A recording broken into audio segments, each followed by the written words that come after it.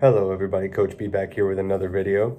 So today I'm going to do the Bears stats predictions for the 2020 season. So if you see my other videos, I had Trubisky actually winning the starting job, which I think may surprise most people. Most people actually do have Nick Foles. To kind of brief go over, I had a video on it, but to brief go over it. Nick Foles really only put together one season and never played 16 games. Granted, Trubisky hasn't either. He played 14 twice, 15 essentially last season on paper, but he only played like the first drive of the Vikings game, so really 14. But Nick Foles still hasn't done that either.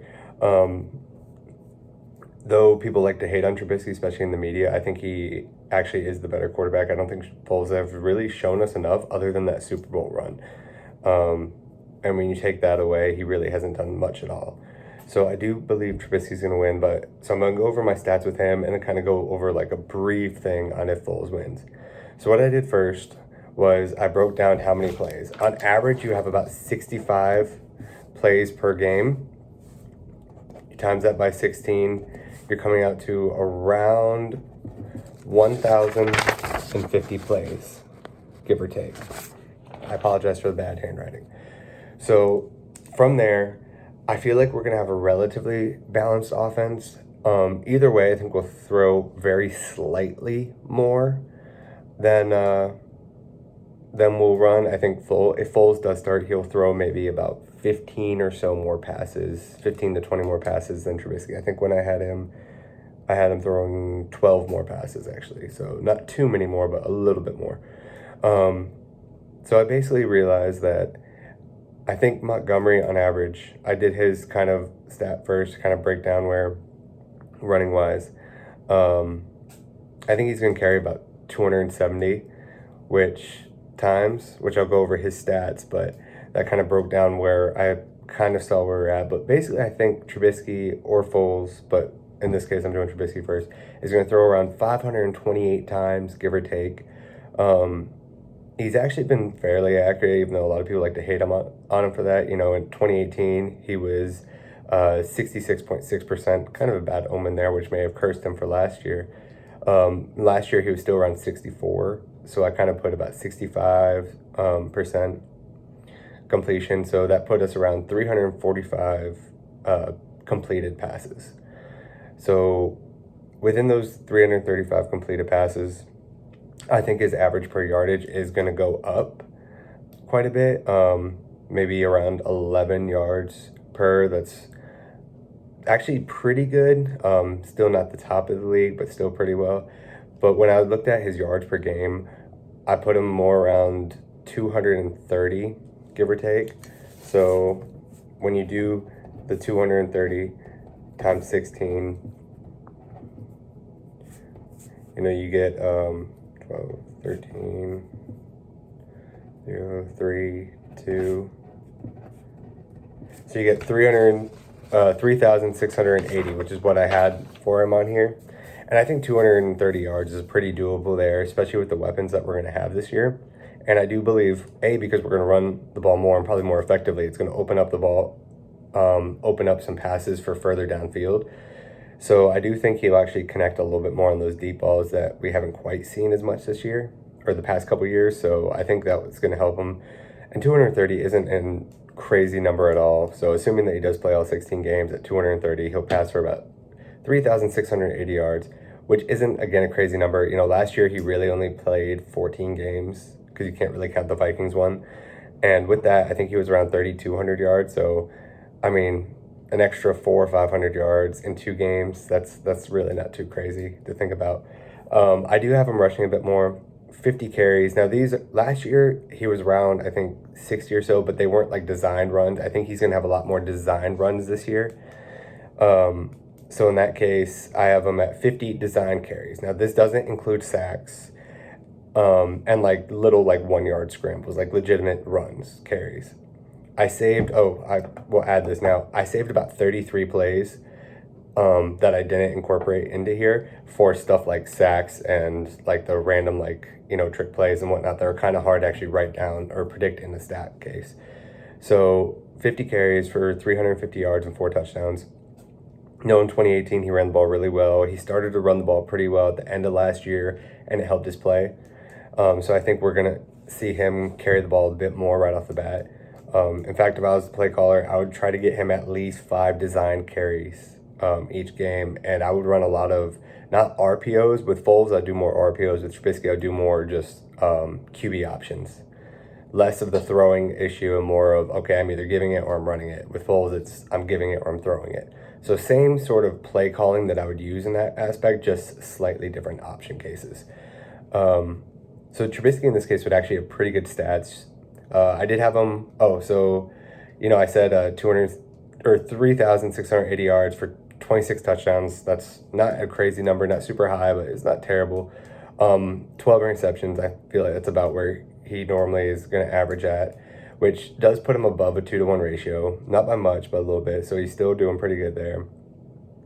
So between that and then his rushing yards and the carries, he does end up having a pretty solid year. Around 4,000 total yards and around 30 total touchdowns. So that would be pretty solid as well. Going down to Montgomery, I expect him to have a pretty big year. I think our line hopefully should block a little bit better. He's going to get more carries, but I think they're going to be better thought out runs this year, and hopefully not as many just shotgun give it to him and he's getting tackled in the back. So I have him around 270 carries, around 4.4 yards per carry, so definitely an improvement from last year, which would put him around 1,188 yards. That'll give him around 9 to 10 touchdowns, I predict, with only 25 catches. I know a lot of people think he's going to catch the ball a lot. I think Cohen's going to be the primary receiving back, obviously. Montgomery will catch a few, but I don't see him catching more than 1 or 2 a game for about 150 yards and maybe a touchdown there. Going on to Cohen. Cohen's going to have a slightly better year. He's going to drop a little bit in the receiving parts, but hopefully a better year as a whole. So 75 carries for 370 yards, so a solid number, and only about 2 rushing touchdowns. He doesn't normally get too many touchdowns rushing.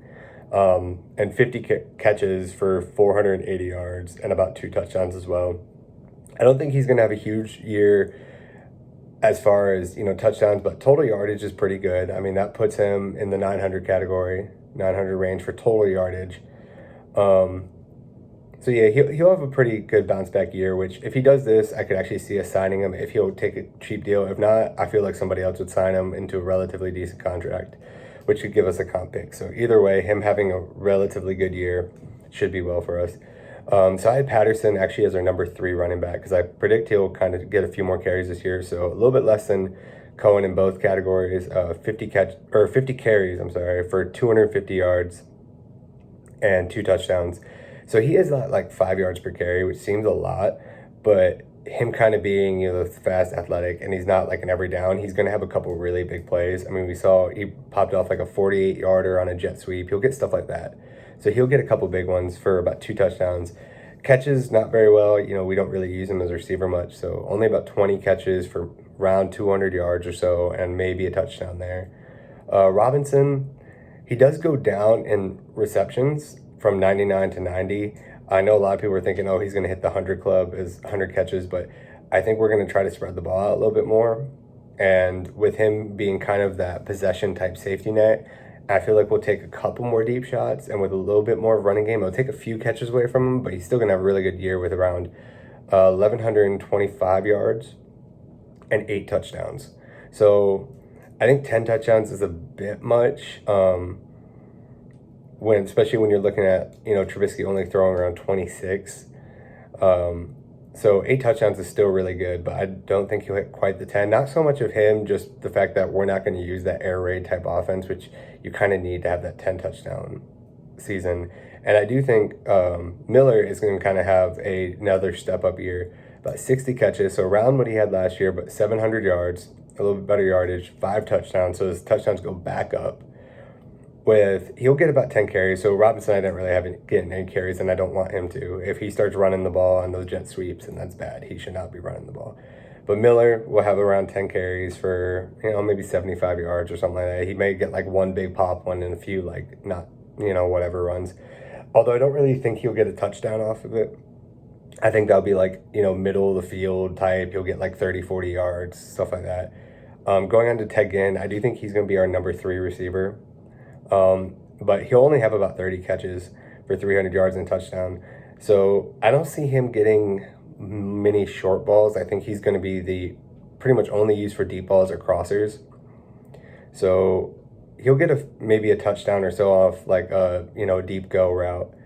But I don't see him really racking up too many touchdowns this year. And he'll as well will get about 10 carries for 60 yards. Maybe a touchdown, but I don't know. We'll see. He'll be close on that one. Going on now to Jimmy Graham. I had to do this 2 sheets, so if you wanted to take a look at that. So that's kind of how I broke down those stats. Going on to Jimmy Graham. Him and Cole Kmet were pretty close, and I think that we're going to kind of use them relatively equally. I think Jimmy Graham will get a few more catches, so I had him only at about 30 catches. I know a lot of people were thinking 35 to 40, especially, we like to use our tight ends, but after how bad last year's tight ends were, I don't think we're going to rely heavily on them, even though we vamped up the room, at least not this year. So we know Allen Robinson's going to be great. We know Anthony Miller should step up. So I think we're going to spread the ball more towards our receivers, and our tight ends are going to be used more in the shorter situation type. So Jimmy Graham, 30 catches, about 275 yards and 3 touchdowns. He'll be used a little bit in the red zone, so he'll do pretty well there, but he's not going to get too many breakage yards. Cole Kmet, I had only about 25 catches, but for 250 yards, so average around 10 yards per catch. Only about 2 touchdowns, though. I think when we're in the red zone, we're not really going to use Cole Kmet much this year, but he'll get a couple of decent-sized receptions in the middle of the field. So then I had another running back in Artavius Pierce and Ryan Nall. I kind of just split them because we don't know if, I think only one of them will probably make the roster, and I actually had Pierce over Nall, but maybe they'll both be on it at times depending on how things go this year. So I had them essentially splitting 25 carries for about 150 yards and 1 touchdown. Change of pace backs and stuff like that, kind of random backs, typically have a decent yards per carry when they're only carrying it, once or twice a game. So they may have somewhat yards, but probably only 1, maybe 2 touchdowns, maybe 1 each if they both get some playing time. And then other receivers, as in Javon Wims, Darnell Mooney, and Riley Ridley, will probably share around 15 or so catches for about 200 yards and 2 touchdowns. It's kind of hard to say with this one. I think it's really going to be more between Riley Ridley and actually Darnell Mooney. I think Javon Wims, unless he really just balls out again in training camp and preseason, may kind of be relegated to the sideline. And actually, I have him as a trade candidate if he does ball out, because he's just kind of far down the depth chart that if he has a really good preseason, there are still a few teams that could use some receivers even after this great draft class. So I could picture us, maybe trading him for like a 6th-round pick or something if he has a really good preseason as well. But I just don't see those bottom guys really getting much work this year. We'll kind of see what happens next year as well. If they're getting a lot of work and we still haven't signed Allen Robinson, I think that's going to be because we're going to let him go because he just wants too much money, which I obviously want to keep him. I think we should extend him. But if one of those kind of 3 young receivers really starts the ball out, I could actually see us letting him go just because we don't have a lot of cap space for next year. So yeah, those are kind of all those ones as far as that, just a few there. So then I went on kind of Nick Foles, and I was like looking what he did, and I didn't want to go through this whole list again and break down, catch by catch and whatnot. But like I said at the beginning, I do think he'll throw a little bit more. So Trubisky threw about 528 passes. I think he would throw around 540. I think his percentage would be a little bit lower, mainly just because he is fairly accurate quarterback, but he likes to take a few more shots downfield. So his percentage would be a little lower at 64, so not by much. Trubisky's at 65, so only about 1%. But he would connect only about 350, where Trubisky connected 345, so only about 5 more passes that he connects to the 12 more he threw. But a little bit more yardage here. So I have him at around 3,750 yards total for the season, which I think came out to somewhere like 240 or something like that yards per game, somewhere around there, with 27 touchdowns, so only about 1 more and 1 more interception as well. Again, because he does in his Pro Bowl season, which was a long time ago, he threw, I think, 26 touchdowns and only 2 interceptions. But, he had some crazy weapons. He was really balling out. Didn't even play a full season, though. So I think with our line not being the best, he's going to be under pressure more. And if he were to start, he may be forced to kind of throw a few more touchdowns than what we may expect him to. So I think 13 is probably a good number for that. I think a lot of those extra yards, so the 70 extra yards that we would get from him rather than Trubisky, I think would actually go more towards the tight ends, he likes to. So Jimmy Graham may jump up from, 275 to maybe 350. And maybe Cole Kmet would get a few more yards as well. But I do think those few extra plays would take away from some runs from Montgomery. So I think it would drop Montgomery down, maybe 100 yards at most, but around there, maybe take away a touchdown as well. Because I think with Trubisky, it's going to kind of be like a Montgomery just pounding it in the red zone, where Foles, I think, will take a few more shots in the red zone as well. I actually think that's maybe where a few of his interceptions would come, because he's better in open field than he is in the red zone. So, yeah, I mean, he would drop off. So I think either way, both could have a solid year. I mean, nothing historic, but both pretty solid. I think the reason why I think Trubisky, though, is I think on a whole, their accuracy isn't that much different when you look at through all their game film. When Foles is on, he's way more accurate than when Trubisky is full on. But Trubisky just, when he's going, can make some of those big plays, can make the plays with his feet.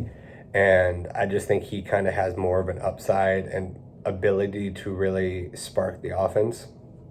We'll see what Foles does, but when he comes in as a full starter, he's never done that well. It's always when he comes in as a backup.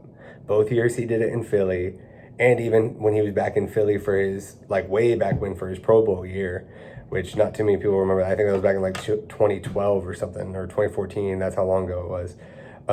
He didn't start the first few games. He came in after I think week 3 or 4 and took off. But there's a reason he's been a backup for most of it. So I think it would be best actually for him to back up and then let Trubisky start. And if Trubisky fails, put him in, because that's where Foles shines. So that's where I would think our stats would kind of go up. If these stats were to happen, we very well would be a playoff team, for sure. So if you saw some of my other videos, I do predict us to make the playoffs and probably win the North again. I think it's going to be really close between us, Packers, and even the Vikings. I think are going to be pretty close there as well. So it should be a really good season. But let me know what you think. Any players that were way too high, way too low, especially the non-quarterbacks. I know a lot of people are going to have so much debate and question on them, because we really just don't know what's going to happen until we see them in season. But, as far as the receivers and running backs, let me know what you think of kind of how I see their stats falling out. And yeah, thanks for watching.